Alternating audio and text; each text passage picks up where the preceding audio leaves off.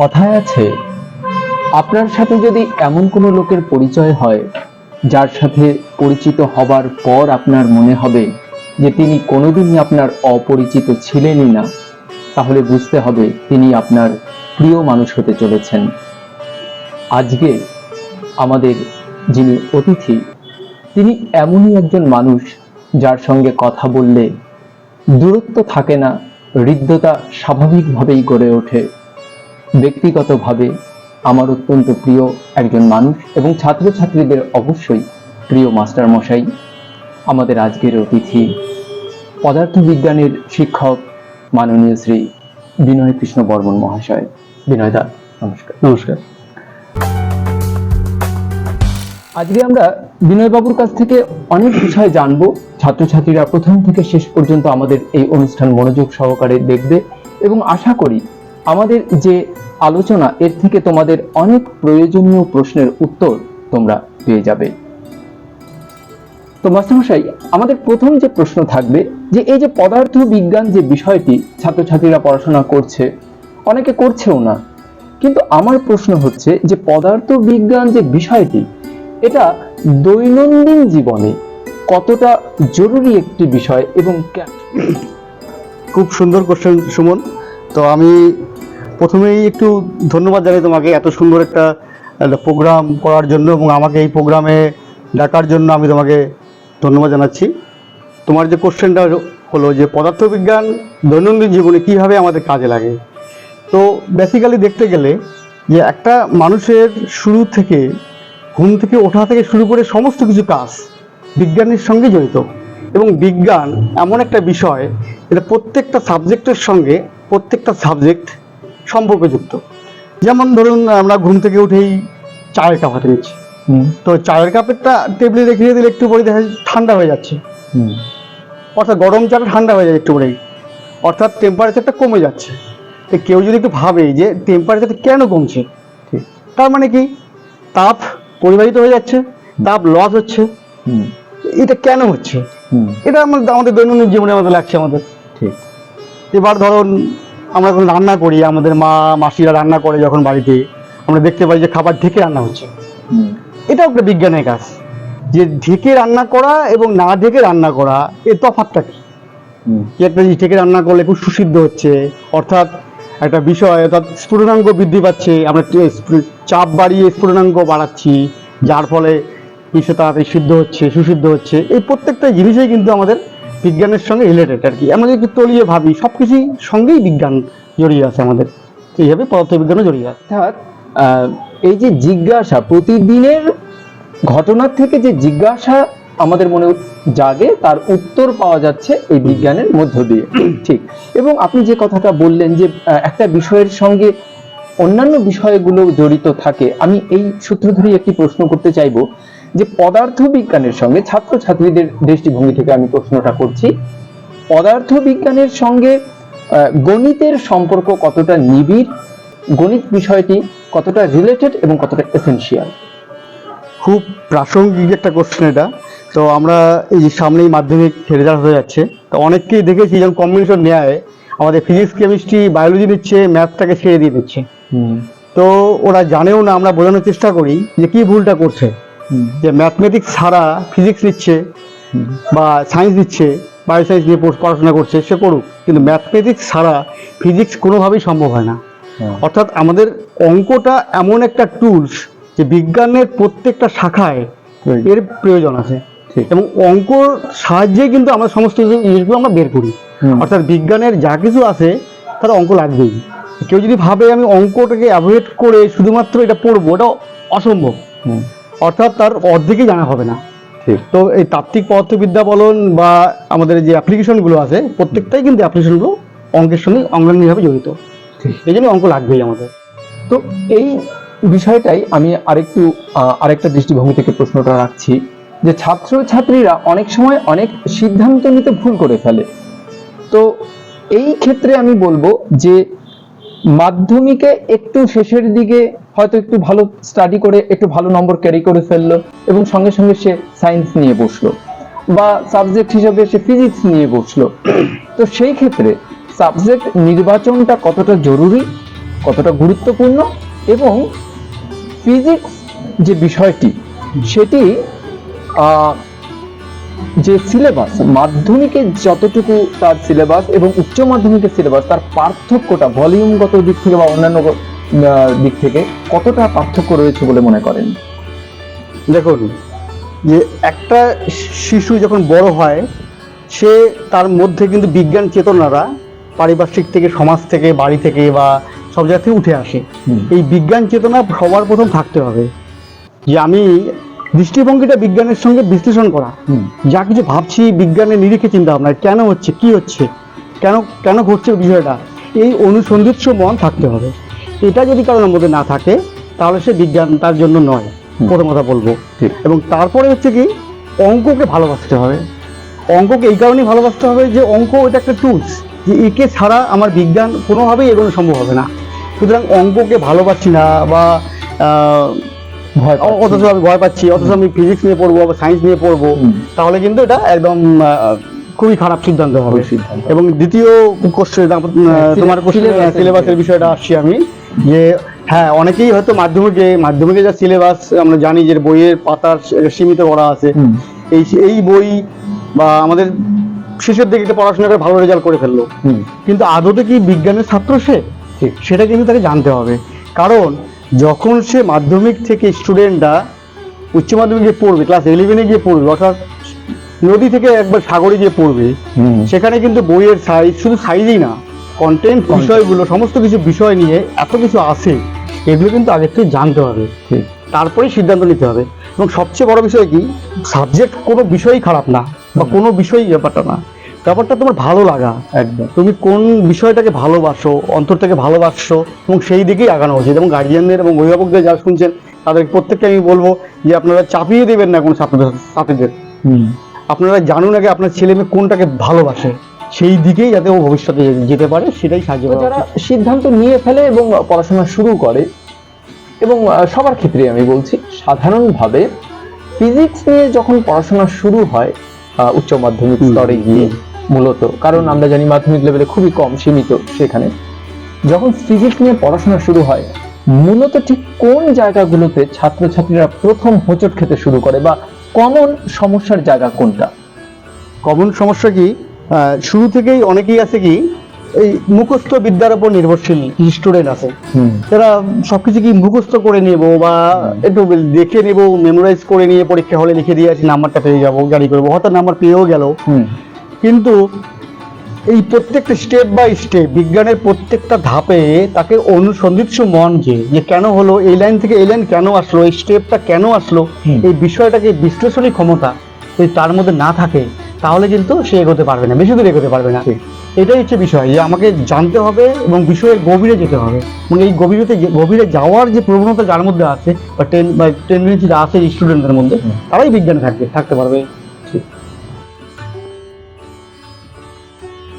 এখন ফিজিক্স নিয়ে যদি এটা একাদশ শ্রেণীতে হয়, যে ফিজিক্স নিয়ে শুরুতেই প্রথম মাসেই আমার মনে হলো যে আমার পক্ষে সম্ভব না, তাকে তো আমি সাজেশন দেবো যে তাকে ইমিডিয়েট চেঞ্জ করে স্ট্রিম চেঞ্জ করার জন্য।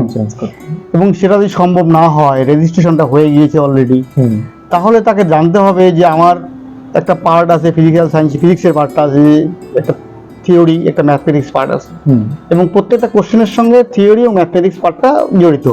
এবং আমাদের যে স্টুডেন্টগুলো যে প্রবলেমটায় পড়ে আর কি, যে এই ম্যাথমেটিক্স পার্টটাই গিয়ে, সেখানটায় গিয়ে কিন্তু সে ওই পার্টটুকু করতে পারছে না, তখন তাকে ওই অবস্থায় বেরোনোর জন্য যে মিনিমাম আমাকে যে এখান থেকে বেরিয়ে আসতে হবে, যে কোথায় আমার থিওরিটা বেশি আছে, সেই জায়গাটাকে ভালো করে পড়া, এবং ওই যে অঙ্কটা দরকার, যে ক্যালকুলাস দরকার আছে বা ইন্টিগ্রেশনটা প্রয়োজন আছে, সেটাকে ভালো করে জেনে নিয়ে চেষ্টা করা। মানুষই তো করে, এমন কিছু না যে আমরা পারবো না যেন ছেড়ে দেবো, তা তো না, চেষ্টা করলে সবই সম্ভব, সেখান থেকে বেরিয়ে আসা সম্ভব। এবং সেই ক্ষেত্রে আমার মনে হয় যে তারা যদি খোলামেলা ভাবে স্যারদের সঙ্গে জানায় বিষয়টা, যে আমি এই জায়গাটায় আমার সমস্যা হচ্ছে, এবং সেক্ষেত্রে অবশ্যই মাস্টারমশাইরা তাদেরকে সেই সাহায্যটা কিন্তু করবে এবং পথ দেখাবে। তো আমাদের আলোচনা চলতে থাকবে, আপনারা চোখ রাখুন আমাদের এই চ্যানেল, আপনাদের প্রিয় চ্যানেল মনের মতো ক্লাসরুমে। এবারে আমরা মাস্টারমশাইয়ের কাছ থেকে কিছু ব্যক্তিগত বিষয় জানতে চাইব। বিনয়দা, এই যে ফিজিক্স বিষয়টি নিয়ে আপনার পড়াশোনা এবং এখন শিক্ষকতা, তো এই বিষয়টি নিজের কাছে পছন্দের বিষয় হয়ে ওঠার পেছনে কারোর অবদান আছে কি, যদি সেই বিষয় অ্যাকচুয়ালি আমাদের সময় ওই এই সাবজেক্ট নিয়েই পড়বো এরকম কোনো মানসিকতা ছিল না। ঠিক। তো যেভাবে হয় মাধ্যমিক বা উচ্চ মাধ্যমিক সায়েন্স নিয়ে আসলাম, ম্যাথমেটিক্স বরাবরই প্রিয় সাবজেক্ট ছিল। আচ্ছা। তো একটা সময় ছিল যে আমি অঙ্ক নিয়েই পড়বো। তো শেষে দেখলাম যারা একটু বেশি বেশি মার্কস থাকে সবাই ফিজিক্সে অ্যাডমিশন হয়ে যায়। আচ্ছা। তো আমিও হয়ে গেলাম। তো নামও উঠে আসলো। আচ্ছা। যথারীতি ফিজিক্স নিয়ে পড়লাম। তো পরে এখানে আমার ওয়ার্ডেই ছিল আমাদের নাটুবাবু বলে সবাই চেনে আর কি, যার নাম নরেন্দ্রনাথ মুখার্জি, যারা গোটা উত্তরবঙ্গে ফিজিক্স টিচার অধ্যাপক দিনাটা কলেজের, সবাই চেনেন ওনাকে। একদম। ওনার একটা বড় একটা অনুপ্রেরণা ছিল, অনেকদিন ওনার বাড়িতে গিয়েছি। হ্যাঁ বর ঠিক আছে কোনো ব্যাপার না, এই হলো আর কি। পরে ফিজিক্স নিয়ে পড়লাম। আমার জীবনের স্মরণীয় মানে ব্যক্তিত্ব বলতে বলা যায় যে আমাদের খুব ছোটবেলা থেকে গ্রামে বড় হয়েছি আমরা, দিনাটা শহর থেকে প্রত্যন্ত গ্রামে। সেখানে আমাদের এক শিক্ষক ছিলেন, একটা বেকার ছেলে, বিএসসি পাস করেছে সদ্য, দীপক বসাক, আমরা শম্ভুদা করে জানতাম, শম্ভুদা। তো উনি টিউশন পড়াতো। আচ্ছা। তো আমার যতদূর মনে পড়ে ক্লাস 3-4 থেকেই শম্ভুদা আমাকে পড়িয়েছে। এবং এই যে বিজ্ঞান মনস্ক চিন্তা ভাবনা, এটা শম্ভুদারই অবদান। বা এই শম্ভুদা ক্লাস 3-4 থেকে শুরু করে আপ টু 12 অবধি আমাকে পড়িয়েছে। মানে একদম সমস্ত কিছু, কোথায় চাকরির ফর্ম ফিল আপ করবো, কোথায় অ্যাডমিশন করতে হবে, কোথায় কলেজে যেতে হবে, ফর্ম তুলতে হবে, লাইনে যেতে হবে, ব্যাংকে ড্রাফট করতে হবে, সমস্ত কিছুই শম্ভুদা করতো। এবং এই শম্ভুদা এখনো আছে, চাকরি করেন একটু দিনাটায় এসডি অফিসে। তো ওনার অবদান আমার জীবনে ভোলার নয় আর কি। অবসর যেটা বলতে গেলে আমি পুরোপুরি ফ্যামিলি ম্যান। হ্যাঁ, যে পরিবারকে নিয়ে থাকি, বন্ধু বান্ধব তো আছেই, সুযোগ পেলেই আমি ওই পরিবার নিয়ে একটু বাইরে একটু ঘুরে আসি, ঘুরতে যাই, ঘুরতে ভালোবাসি। তো এটা মানে ব্যাকপ্যাক আর কি, এইটাই ঘোরাটা আমার একটা নেশায় পরিণত হয়েছে আর কি। একটু ছুটি পেলেই ঘুরতে বেরোই। তো এই ঘোরাটাই আমার হচ্ছে একটা ইয়ে। তাছাড়া তো গান শুনি, একটু গান শুনতে ভালো লাগে, এটুকুই। তাহলে সেই সূত্রেই আমাদের আরেকটা জিজ্ঞাসা থাকবে যে বিভিন্ন জায়গায় তো ভ্রমণ করা হয়, তো ভ্রমণের কোনো স্মরণীয় ঘটনা? হ্যাঁ, স্মরণীয় ঘটনা তো অনেক আছে। তো একটা বিষয় না বললেই নয়, যেটা হচ্ছে সেখানে আমার কলিগও ছিলেন বিপ্লব সরকার। আচ্ছা। তো দুর্ঘটনাই বলবো ঘটনা থেকে। আচ্ছা। যে আমায় ড্রাইভ করতে গিয়ে যে ঝালংয়ে যাওয়ার পথে গাড়ি আমাদের টায়ার বাস্ট করে যায় একটা ব্রিজের ধারে। তো সেখান থেকে রাত হয়ে যায়। তো আমার ফ্যামিলি নিয়ে রাস্তায় দাঁড়িয়ে আছি অন্ধকারে, গাড়ি খারাপ। তো এই অবস্থায় তো আমরা হঠাৎ সেখানে আবিষ্কার করি যে পাশে একটু উপরের দিকে একটা হোমস্টে আছে। আচ্ছা। তারপর আমরা সেখানে যাই, সেখানে গিয়ে রাতটা ওখানে আশ্রয় নেই। আচ্ছা। তারপর এক বন্ধু মালবাজার থেকে টেকনিশিয়ান পাঠিয়ে দেয়। আচ্ছা। তার দৌলতে, তার নাম উৎপল পাল, পালু বলে জানি, তার দৌলতে গাড়ি ঠিকঠাক করে পরের দিন আমরা ভোরবেলা ওখান থেকে ফিরে আসি। এই দিনটা কখনোই ভুলবো না, যে এই একটা ঘটনার মধ্যে পড়েছিলাম আর কি ড্রাইভ করতে গিয়ে। হ্যাঁ, এটাই আমার মানে তো আমাদের অনুষ্ঠান কেমন লাগছে, মাস্টারমশাইয়ের কাছ থেকে কোন কোন বিষয়গুলো আপনাদের অবশ্যই আগামী দিনে পথ চলার ক্ষেত্রে কাজে লাগবে বলে মনে করছেন, সব বিষয়ে আপনাদের মতামত এবং মাস্টারমশাইকে ধন্যবাদ বা কৃতজ্ঞতা জানাতে আমাদের কমেন্ট বক্সে অবশ্যই কমেন্ট করে জানান আপনাদের মনের কথা। এবং যদি মনে হয় আমাদের এই চ্যানেলটি সঠিকভাবে কাজ করে চলেছে এবং অবশ্যই উচিত আমাদের এগিয়ে চলা, তাহলে আমাদের পথ চলার সঙ্গী হন। চ্যানেলটিকে সাবস্ক্রাইব করুন এবং ভিডিওগুলো প্রথম থেকে শেষ পর্যন্ত দেখুন, লাইক করুন, শেয়ার করুন সবার মধ্যে। এবারে আমি যে প্রশ্নটি করব, যে প্রত্যেকটি ছাত্রছাত্রীকে সেলফ অ্যাসেসমেন্ট করাটা একটা জরুরি বিষয়। তো আমি ফিজিক্সের জন্য এলিজিবল কিনা, কতটা, সেটা কিভাবে সে নিজেকে একটু যাচাই করে নিতে পারে, সেই বিষয়টা যদি একটু সংক্ষেপে, যে নিজেকে একটু জেনে নেওয়া। প্রথমত আমি বললাম ভালো লাগা, যে সাবজেক্টটাকে ভালো লাগতে হবে এবং একটা অনুসন্ধিৎস মন থাকতে হবে। কি হয়, কেন হচ্ছে, এটা কিভাবে হচ্ছে, বিমান কেন উঠছে, কিভাবে উঠছে, সমস্ত কিছু, এই রোবট কিভাবে কাজ করছে, বর্তমান যে ন্যানো টেকনোলজি এর উপর কি কাজ করছে, কিভাবে হচ্ছে, এই বিষয়গুলোকে প্রত্যেকে জানতে হবে, অনুসন্ধিৎস মন থাকতে হবে একটা, যে আমি বিষয়টার গভীরে যাব, যদি আমার ইচ্ছা না থাকে বা ওই বিষয়ে জানার আগ্রহ না থাকে তাহলে তো আমি জানবো না। এবং সর্বোপরি হচ্ছে আমার অঙ্ককে ভালোবাসতে হবে, আমার অঙ্ক করতে ভালো লাগে এবং কোনো সমস্যাকে সলভ করতে ভালো লাগে। একটা প্রবলেম দিলে আমি পাশ ফিরে যাই না, সেই প্রবলেমটাকে আমার সলভ করতে হবে। এই বিষয়টা যার মধ্যে আছে, যে আমি না প্রবলেমটাকে, আমাদের সময় ছিল একটা জিনিস যে একটা যে অঙ্ক আমাদের না হয় তাহলে যে মানে অঙ্কটাকে যতক্ষণ না সলভ করছি মানে মানে মানে কিছু আর ভালো লাগছে না, এটা যে হ্যাঁ জেদ চেপে যেতে হবে, যে অঙ্কটা করতেই হবে, এই বিষয়টা আর কি থাকতে হবে, যে এটা যে আমাকে এটা করতেই হবে।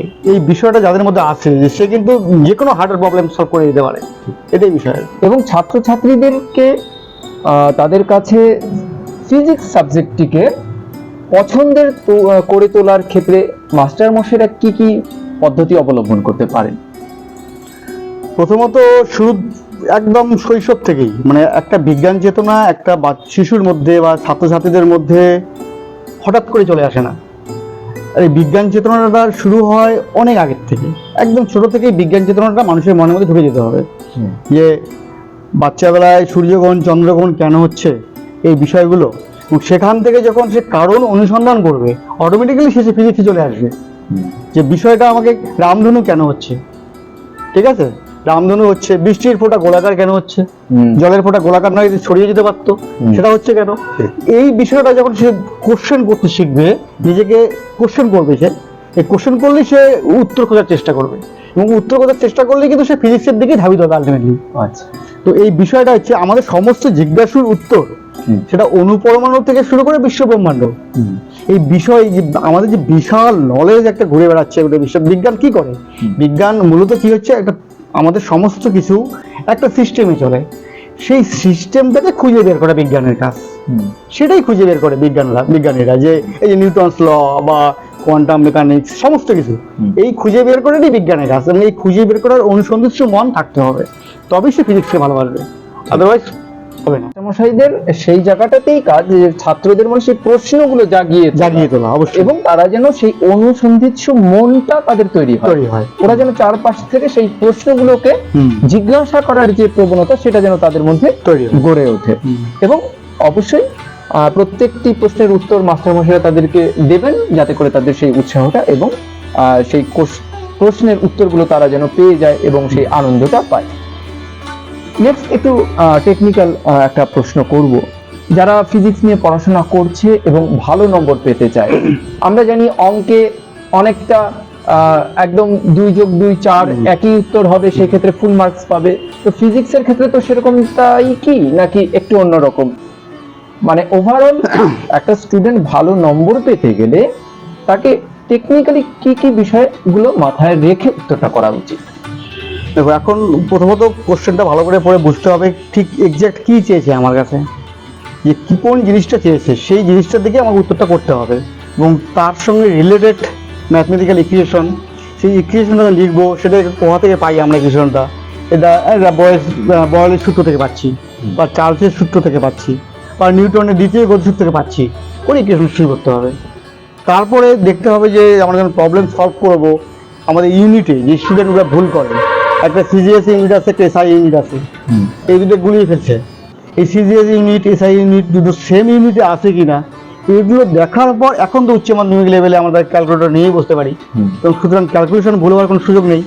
তো আমাদের এই জায়গাগুলো আগে দেখতে হবে, যে এই যে প্রবলেমটা আমাকে দিয়েছে এটা সলভ করতে গেলে আমাকে কোন ইকুয়েশন লাগছে, সেই ইকুয়েশনটা কোথা থেকে আসছে সেটাকে নোট ডাউন করা, লিখে ফেলা, এবং তারপরে কাজ হচ্ছে আমাদের যে র ম্যাটেরিয়াল, যে তথ্যগুলো দেওয়া আছে কোশ্চেনের মধ্যে, সেগুলো সেম ইউনিটে নিয়ে এসে তারপরে সলভ করা, করে টু দা পয়েন্ট উত্তরটা হয়ে যাবে।